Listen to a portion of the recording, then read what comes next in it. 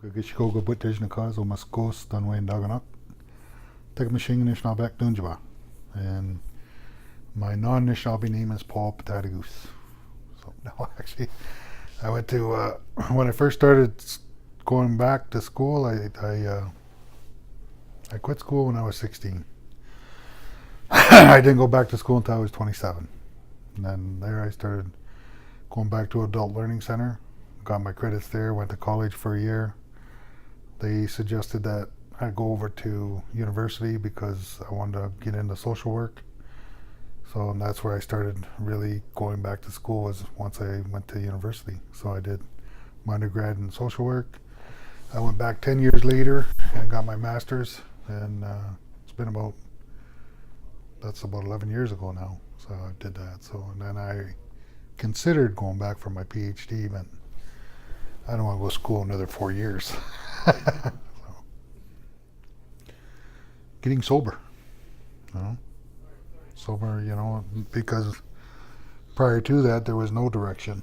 So I had to put the drugs and alcohol down, and then once I did that, then I could start focusing on what I needed to do to change my life.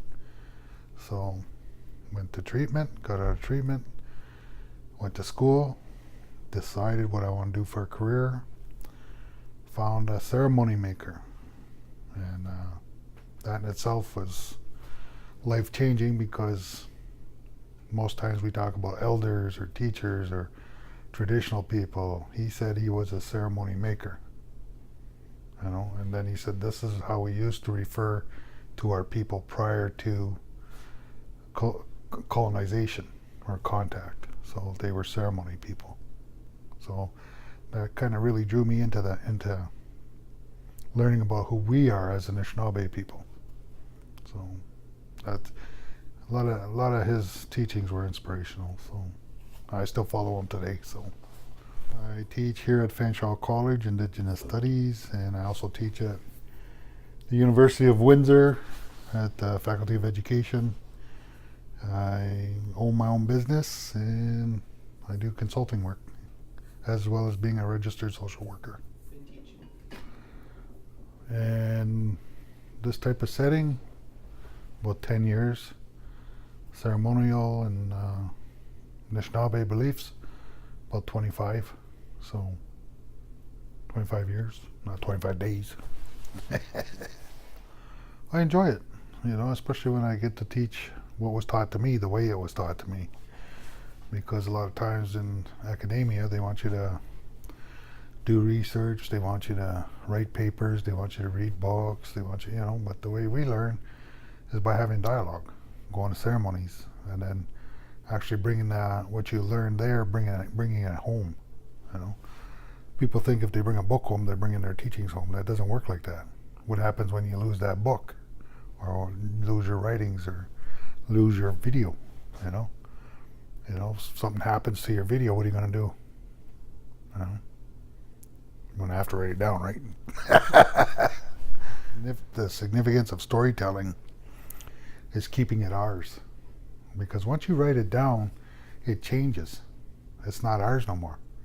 That's the way Western society sees storytelling, is in books and in movies. But when my online course, they're telling people that we believe in myths and dreams. We're not a nation of dreamers. We're not a nation of mystical people. We're real people. But they minimize the way we learn. Our way of learning is secondary compared to this one, which makes this one so much more better than the way we used to teach our people. That old man taught me things that you will not find in a book. And the way he taught me is he sat me down in front of him and he talked to me about it. The way he taught other people. I know one guy in particular, he would go visit that old man, and that old man would tell him about ceremonies, and he would tell him about things that needed to change at ceremonies, because that's not the way we did them. But people were trying to make stuff up. So come spring, he would call him over. He says, "Do you remember what we talked about?" He said, "Yeah." He said, "Now you go fix it." That's the way our people used to be. We used to sit there and talk. We used to remember what was shared with us. And then if you didn't remember, he could tell him again. You know, this way we got dialogue. This way we got to know each other. This way, you know, you're going to see me on video, and a lot of people are going to see me, but who's going to know me? Just you two. You know? They'll say, oh yeah, I remember that guy. And what would you remember? Storytelling gets us together, you know. We never used to do ceremonies in the wintertime because that's the time for storytelling. That's the time for learning. That's the time for visiting, you know. Come spring, that's the time when we start doing ceremonies. That's the time where we start living life again. You know? So storytelling is pretty important. It got us together, and it helped us learn what we needed to learn to help us live here. So that's just a little piece of it. There's so much more to it. But to learn that, you got to come around and get involved with the ceremonies. You're not going to learn the ceremonies on that thing. You know, that's the hard thing about it. People want everything on that now. They're looking for a shortcut. There is no shortcut. Once you stop believing in that, then you can start learning what it means to be an Anishinaabe or Haudenosaunee. That's the way our people used to do it. We got this thing called blood memory. We know it's supposed to be done a certain way, but we don't know why sometimes. You know, and you won't hear that anywhere in the school about blood memory unless you're talking to another original person. You know? So I mean, there's lots that not being put on that people need to still remember. So that to me is why storytelling is so important. You know, I had a chance to sit down with you guys prior to this in that classroom out on Oneida. You know, that's the way I like doing it. You know, that's where people are really going to learn. You know, but more than just once. You got to see people doing it all the time. So, and you got to hear the stories. You know, there's a lot of truth in the stories that our people share today. So, and there's a lot of history with it. So, that to me is why it's pretty important to have our stories, but share them in the way that we used to do it. You know, I don't mean to knock the video stuff, but that's not the way our people used to do it. You know, and this is technology, and I understand the need to change, and you know, we can do things with this stuff, but not to change who we are as a people. That's what I don't like about it. I don't want to change us who we are as a people. So, good. My goal is to work, you know, and I mean, my work is something that I love to do. I always tell people, my wife gave me the best advice ever, is she says, think of a job you would do for free and then work towards that. Well, at that time I wanted to be a drug and alcohol counselor, so that's why I went back to school.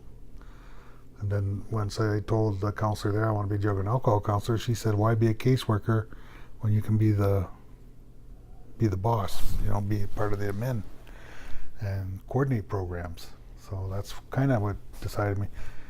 I've done everything that I ever wanted to do. I've been a cultural coordinator, I've been working in child welfare, I've worked in educational systems, I've worked with our justice system, I've worked with, you know, just about, I have cultural consultancy. I've been across Canada, I've been to Labrador, I've been to all northern states. I've been having a blast, and they pay me for it. You know, and I mean, that's what I would recommend to anybody, is think of a job you would do for free and then work towards it. You could have I don't ever plan on retiring. I want to stay. I knew that old man, he worked until he was like 115 years old, and he was still working. You know, he worked right up until the day he died. That's what I want to do. To me, that's a good life. So, and I enjoy what I'm doing here now. I enjoy being here at FANCHOP, and I enjoy teaching at the university. So